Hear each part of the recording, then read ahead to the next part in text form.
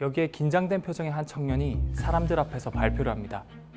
그는 사람들을 우주선에 태워 화성에 거주하겠다는 원대한 포부를 밝히지만 모두가 비웃습니다. 하지만 20년 뒤 그는 크루 드래곤이라는 세계 최초의 민간 유인 우주선 비행을 성공시켰습니다. 앨런 머스크는 말했습니다. 사람들과 함께 화성에서 살다가 생을 마감하는 것이 그의 꿈이라고. 그의 신념은 20년 동안 바뀐 게 없었습니다. 바뀐 건 단 하나. 사람들의 비웃음이 더 이상 없어졌다는 사실이죠. 사실 일론 머스크는 영화 아이언맨의 실제 모델로 유명하죠.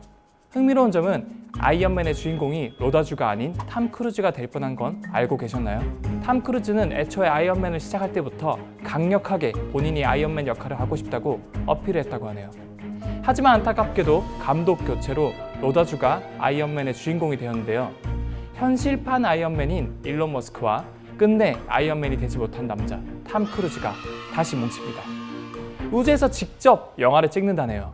지구에서 CG로 만드는 우주 영화가 아닌 우주에서 직접 찍는 우주 영화 상상이나 해보셨나요? 세계 최초로 우주에 직접 가서 우주 영화를 찍는 주인공이 바로 탐 크루즈. 이 영화를 찍기 위해 도와주는 기업은 바로 일론 머스크의 스페이스X. 참 재밌는 사실인데요. 이번 민간 우주 비행 시험에 성공하여서 더욱더 우주 로케이션 촬영이 가속화될 것이라고 하네요. 저도 얼른 탐 아저씨가 실제 우주에서 촬영한 모습을 보고 싶습니다. 안녕하세요. 슬기로운 과학생활의 과학 커뮤니케이터 엑소입니다. 반갑습니다. 자, 오늘은 과학 커뮤니케이터 엑소가 본격적으로 이번 스페이스X의 유인 우주선 성공과 관련하여 미처 알지 못한 사실들을 준비했습니다. 첫 번째, SF 영화에서 나올 법한 발사체의 제회수. 사실 우리가 보는 우주선의 90% 이상은 전부 연료를 채워 넣는 데 쓰는 연료통이라고 보시면 됩니다. 쉬운 비유를 들자면 이 페트병이 우주선이라고 한다면 실제 우주로 날아가는 부위는 이 뚜껑뿐이고 나머지 병 부분은 이렇게 물이 차 있는 양만큼 전부 연료로 쓰인다는 점. 이 부분이 바로 발사체 부분인데요. 그러니까 이 최초의 민간 유인 우주선인 크루 드래곤이 이 뚜껑이라는 말입니다. 여기에 우주 비행사 두 분이 타고 국제우주정거장까지 날아간 거죠. 바꿔 말하면 대부분의 비용은 모두 이 발사체 제작에 씁니다.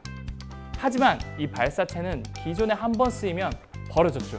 그런데 스페이스X에서는 세계 최초로 이 다시 지구 궤도로 진입한 후에 역추진 방식을 활용하여 이 해상의 배에 착륙함으로써 이 발사체 재활용을 할 수 있게 되었다는 거죠. 두 번째는 바로 정말 어려운 확률을 뚫고 성공한 도킹입니다. 사실 이 도킹 과정이 정말 어려운 건데요. 종이 한 장 차이만 나도 문제가 생길 만큼 굉장한 이 정밀도를 필요로 합니다. 지구에서 발사된 지 19시간 만에 국제우주정거장 도킹에 성공하는데 이게 얼마나 어려운 과정이냐 하면 이 국제우주정거장은 이렇게 지구를 공전하고 있습니다. 그런데 이 국제우주정거장의 속도가 1시간에 약 3만 킬로로 움직이고 있단 말이죠. 시속 3만 킬로면 약 50초면 서울에서 부산까지 갈 수 있는 속도인데요. 이 총알 속도도 시속 3,000km 정도 되니까 이 지구를 돌고 있는 우주정거장의 속도는 총알 속도의 약 10배로 빠르게 움직이고 있다는 뜻입니다.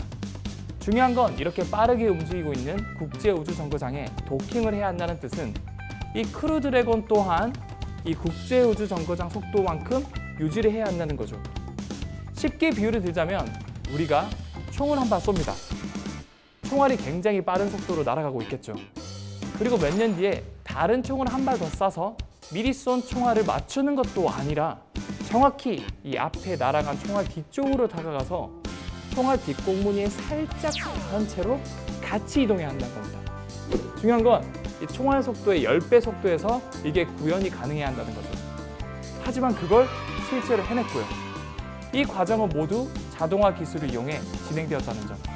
놀랍지 않습니까? 영화 인터스텔라의 만 박사가 수동으로 도킹을 하려다가 아주 작은 차이의 실수로 우주선이 폭발해버리는 것만 봐도 굉장히 힘든 과정을 성공해냈다고 볼 수 있겠죠. 사실 이게 말이 쉽지 정부 기관이나 국제 연구기관도 아닌 이 민간 기업에서 유인 우주선을 쏘았다는 사실은 일론 머스크 이전에는 상상할 수 없었던 정말 놀라운 성과라고 생각합니다. 심지어 나사에서도 2011년 이후로는 우주 왕복선 프로그램이 종료되어서 러시아의 소유주 우주선을 통해 우주를 이렇게 왔다 갔다 하였는데 스페이스X가 다시 새로운 활로를 뚫은 셈이죠. 20년 전 상상을 현실로 만드는 일론 머스크. 크루 드래곤은 성공적으로 도킹에 완료하였지만 그의 최종 꿈인 화성 거주 계획은 아직 도킹을 한 것이 아니라 ING라는 점에서 저를 더욱더 기대하게 만드네요. 인터넷 결제 시스템 페이팔에서 시작하여 자율주행 자동차 테슬라, 진공 상태에서 움직이는 초고속 열차 하이퍼루프 기술, 사람의 뇌를 연결하는 뉴럴링크 기술, 지하 교통망 확보 기술에 이어 이제는 화성의 거주를 위한 스페이스X까지 모두가 비웃었지만 보란듯이 현실로 보여주는 일론 머스크를 이 한 과학자로서 또는 지구에 거주하는 한 인간으로서 응원합니다. 지금까지 슬기로운 과학생활의 과학 커뮤니케이터 엑소였습니다. 다음에 만나요. 차장님 나가면 돈이 얼마야? 편도로 가겠다고 하세요. 편도로 1억만 주고 편도로 가겠다. 안 내려오겠다. 원래 한 200억 정도 했었어요. 엄청 싸. 이게 그 일론 머스크 덕분이에요.